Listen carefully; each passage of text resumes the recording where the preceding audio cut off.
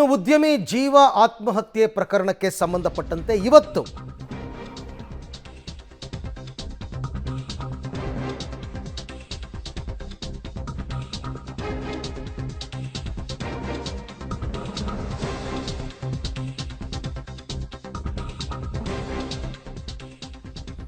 ಉದ್ಯಮಿ ಜೀವ ಆತ್ಮಹತ್ಯೆ ಪ್ರಕರಣ ಬೋವಿ ಹಗರಣ ಸಂಬಂಧ ಜೀವ ವಿಚಾರಣೆಯನ್ನ ಡಿವೈಎಸ್ಪಿ ಕನಕಲಕ್ಷ್ಮಿ ಅವರು ನಡೆಸಿದ್ರು. ಟಾರ್ಚರ್ ಕೊಟ್ಟರು ಅಂತೆಲ್ಲ, ಈ ವೇಳೆ ಜೀವಾಗೆ ಬೆದರಿಸಿ ಲಂಚದ ಬೇಡಿಕೆಯನ್ನು ಇಟ್ಟರು ಅಂತ ಇವರ ಮೇಲೆ ಆರೋಪ ಇದೆ.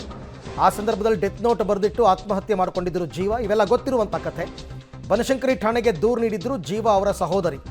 ಡಿವೈಎಸ್ಪಿ ಕನಕಲಕ್ಷ್ಮಿ ಮೇಲೆ ಕ್ರಮ ತಗೋಬೇಕು ಅಂತ ಈಗಾಗಲೇ ವಿಚಾರಣೆಗೆ ಅವರು ಹಾಜರಾಗಿದ್ದಾರೆ ಅಂತಕ್ಕಂಥ ಮಾಹಿತಿ ಬರ್ತಾ ಇದೆ. ಸಿಸಿಬಿ ವಿಚಾರಣೆಗೆ ಡಿವೈಎಸ್ಪಿ ಕನಕಲಕ್ಷ್ಮಿ ಅವರು ಹಾಜರಾಗಿದ್ದಾರೆ. ಎಂಟೈರ್ ತನಿಖೆಯನ್ನು ಕನಕಲಕ್ಷ್ಮಿ ಅವ್ರನ್ನ ಹೊರಗಿಟ್ಟೇ ಮಾಡ್ತಾ ಇರತಕ್ಕಂಥದ್ದು ಇದು ಸಿಸಿಬಿ ವಿಚಾರಣೆ. ಆಮೇಲೆ ಕೋರ್ಟ್ ಕೂಡ ಚಾಟಿ ಬೀಸಿತ್ತು. ಈ ಬಗ್ಗೆ ಮತ್ತಷ್ಟು ಮಾಹಿತಿ ನನ್ನ ಕೊಲೀಗ್ ನಾಗೇಶ್ ಅವರಿಂದ ಪಡ್ಕೊಳ್ಳೋಣ. ನಾಗೇಶ್, ಈಗ ಕನಕಲಕ್ಷ್ಮಿ ಅವರು ವಿಚಾರಣೆಗೆ ಹಾಜರಾಗಿದ್ದಾರೆ ಅಂತಕ್ಕಂಥ ಮಾಹಿತಿ ಹೇಗೆ ಸಾಗುತ್ತೆ ಈ ಎನ್ಕ್ವೈರಿ ಅಂತ ನನ್ನ ಪ್ರಕಾರ?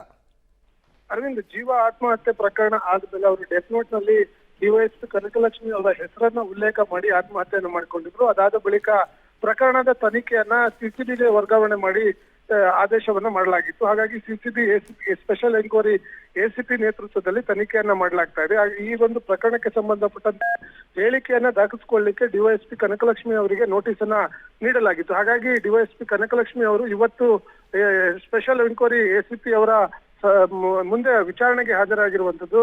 ಈಗಾಗಲೇ ಈ ಒಂದು ಪ್ರಕರಣಕ್ಕೆ ಸಂಬಂಧಪಟ್ಟಂತೆ ಸ್ಪಷ್ಟನೆ ಕೊಡ್ಲಿಕ್ಕೆ ಡಿವೈಎಸ್ಪಿ ಕನಕಲಕ್ಷ್ಮಿ ಇವತ್ತು ವಿಚಾರಣೆಗೆ ಹಾಜರಾಗಿರು. ಈ ಪ್ರಕರಣಕ್ಕೆ ಸಂಬಂಧಪಟ್ಟಂತೆ ಹೈಕೋರ್ಟ್ ಕೂಡ ಸಾಕಷ್ಟು ಗರಂ ಆಗಿತ್ತು. ಯಾಕೆ ಡಿವೈಎಸ್ಪಿ ಅನ್ನುವಂತ ಕಾರಣಕ್ಕಾಗಿ ಪ್ರಕರಣವನ್ನ ಡಿಲೇ ಮಾಡ್ತಿದ್ದೀರಾ ಅನ್ನುವಂತ ಆಕ್ರೋಶವನ್ನು ಹೊರಹಾಕಿತ್ತು. ಹಾಗಾಗಿ ಇವತ್ತು ಡಿವೈಎಸ್ಪಿ ಕನಕಲಕ್ಷ್ಮಿ ಅವರು ವಿಚಾರಣೆಗೆ ಹಾಜರಾಗಿರುವಂತದ್ದು. ಥ್ಯಾಂಕ್ ಯು ನಾಗೇಶ್ ತಮ್ಮೆಲ್ಲ ಮಾಹಿತಿಗೆ. ನೋಡೋಣ, ಈಗ ವಿಚಾರಣೆಗೆ ಹಾಜರಾಗಿದ್ದಾರೆ. ಕಾನೂನು ಎಲ್ರಿಗೂ ಒಂದೇ. ಅವರು ಡಿವೈಎಸ್ಪಿ ಆದ್ರೇನು ಯಾರಾದ್ರೇನು, ಕಾನೂನು ಏನು ಕ್ರಮ ತಗೊಳ್ಬೇಕು ತಗೋಬೇಕಷ್ಟೇ.